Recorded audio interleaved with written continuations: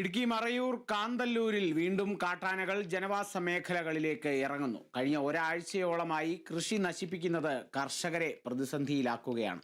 കഴിഞ്ഞ വർഷം മറയൂർ കാന്തല്ലൂർ മേഖലയിൽ കാട്ടാന ശല്യം അതിരൂക്ഷമാകുകയും വലിയ പ്രതിഷേധമുയരുകയും ചെയ്തിരുന്നു. കാട്ടാനകളെ ഉൾവനത്തിലേക്ക് തുരത്തണമെന്നാണ് കർഷകരുടെ ആവശ്യം.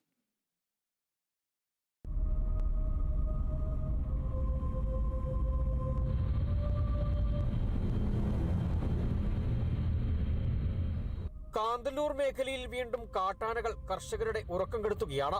ഒരു ഇടവേളയ്ക്ക് ശേഷം വീണ്ടും ആനകൾ കൂട്ടത്തോടെ ജനവാസ മേഖലകളിലേക്ക് ഇറങ്ങുന്നതാണ് പ്രതിസന്ധിയാകുന്നത്.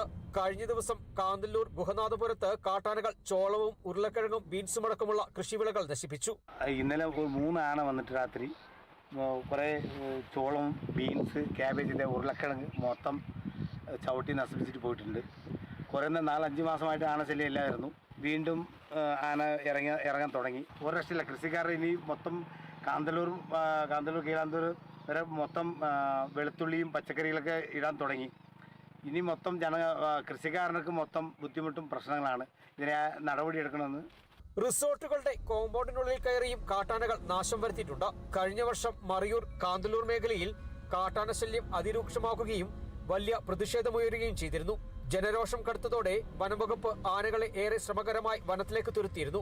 ഇതിനുശേഷമാണിപ്പോൾ വീണ്ടും സമാന രീതിയിൽ കാട്ടാന ശല്യം വർദ്ധിച്ചിട്ടുള്ളത്. വനാതിർത്തിയോട് ചേർന്ന് കിടക്കുന്ന പാമ്പൻപാറ, പുതുവെട്ട്, പെരടിപ്പള്ളം, വേട്ടക്കാരൻകോവിൽ, ശിവൻപന്തി വഴിയാണ് കാട്ടാനകൾ ജനവാസ മേഖലകളിലേക്ക് എത്തുന്നതെന്ന് കർഷകർ പറയുന്നു. കഴിഞ്ഞ ദിവസം പെരടിപ്പള്ളത്ത് ഒരു വീടിനരികിലെത്തി കാട്ടാനകൾ ഭീകരാന്തരീക്ഷം സൃഷ്ടിച്ചു. ഈ പാതയിൽ വനപാലകർ നിരീക്ഷണം നടത്തി കാട്ടാനകൾ ജനവാസ മേഖലയിൽ ഇറങ്ങുന്നത് പ്രതിരോധിക്കണമെന്നാണ് കുടുംബങ്ങളുടെ ആവശ്യം. പോയ വർഷമുണ്ടായ കാട്ടാന ശല്യത്തിൽ കർഷകർക്ക് വലിയ നഷ്ടം സംഭവിച്ചിരുന്നു. ഇത്തവണയും സമാന സാഹചര്യം ആവർത്തിക്കുമോ എന്ന ആശങ്ക കർഷകർക്കുണ്ട്. Bineesh Antony, Kerala vision news, Idukki.